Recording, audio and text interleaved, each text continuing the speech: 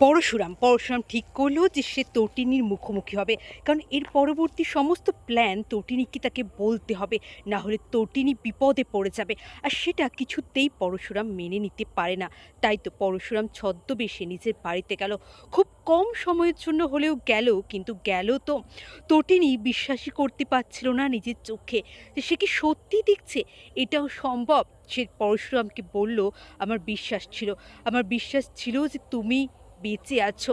আর তুমি বিশ্বাস করো আমি গুলিটা করিনি। আমি তোমাকে শ্যুট করিনি।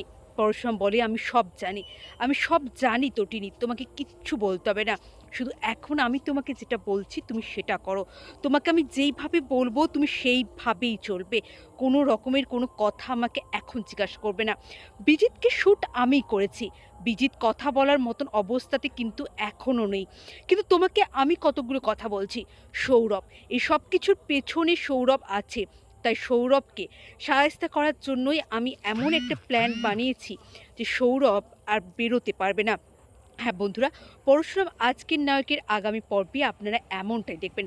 পরশুরামের প্ল্যান রেডি, পরশুরামের প্ল্যান, যেখানে তটিনী, তটিনীর ছেলে মেয়ে সবাই বাঁচবে, শুধু মরবে শয়তানেরা, ওই রাক্ষসরা, যারা এতদিন ধরে তটিনী আর পরশুরামকে বিভিন্ন রকমভাবে ফাঁসানোর চেষ্টা করেছে।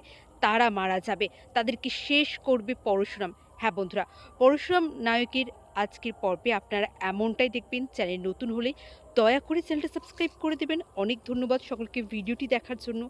এইভাবেই পাশে থাকুন। কেমন লাগবে সিরিয়ালটা যদি এমনটা হয় অবশ্যই কমেন্ট করে জানান।